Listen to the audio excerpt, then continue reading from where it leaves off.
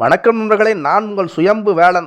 இன்றைக்கி நாம் பார்க்க போகிற ஆன்மீக தகவல் என்னவென்றால், இந்த மார்கழி மாதம் 26ஆம் தேதி அன்று நிகழக்கூடிய அனுமன் ஜெயந்தி என்று அனுமனை வழிபட்டால் யார் யாருக்கெல்லாம் நன்மை கிடைக்கும், அனுமனால் ஏற்படக்கூடிய நல்ல பலன்கள் பற்றியும் பார்ப்போம்.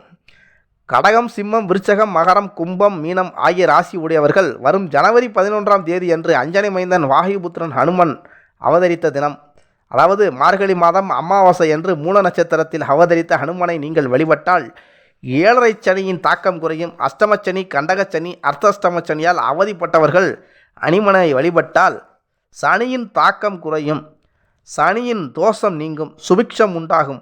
மேலும் ஹனுமன் ஜெயந்தி அன்று அருகிலுள்ள ஆஞ்சநேயர் கோயிலுக்கு சென்று நீங்கள் ஹனுமனை வழிபட்டு வாருங்கள். துளசி மாலை, நல்லெண்ணெய் தீபம் ஏற்றி வழிபட்டு வருவது நலம். மேலும் வாய்ப்பு உள்ளவர்கள் வெற்றிலை மாலை சாற்றியும் வழிபட்டு வரலாம். தீய சக்திகளின் தொல்லை நீங்கும். காத்து கருப்பு, செய்வனை கோளாறு, மனநோய், சகல தோஷங்களின் நீங்கும். அது மட்டுமல்லாமல் ஹனுமன் ஆகப்பட்டவர் சிவனுடைய மறு அவதாரம் என்றும், ராமநாமத்தை சொல்வதற்காக ஆஞ்சநேயர் அவதாரம் எடுத்தார் என்றும் சொல்லுவதால் ஹனுமனை வழிபட்டால் சிவனையும் பெருமாளையும் சேர்த்து வழிபட்டதாக அர்த்தம்.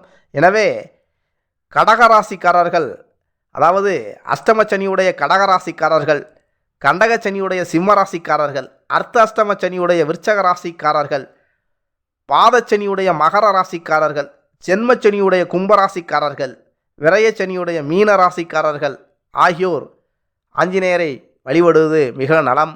அதுவும் பிறந்தநாள் என்று வழிபடுவது மிக மிக நலம். அது மட்டுமல்லாமல் அனைத்து ராசிக்காரர்களும் வழிபட்டு மென்மையடையலாம். நன்றி, வணக்கம். மீண்டும் ஒரு அடுத்த பதிவில் சந்திப்போம்.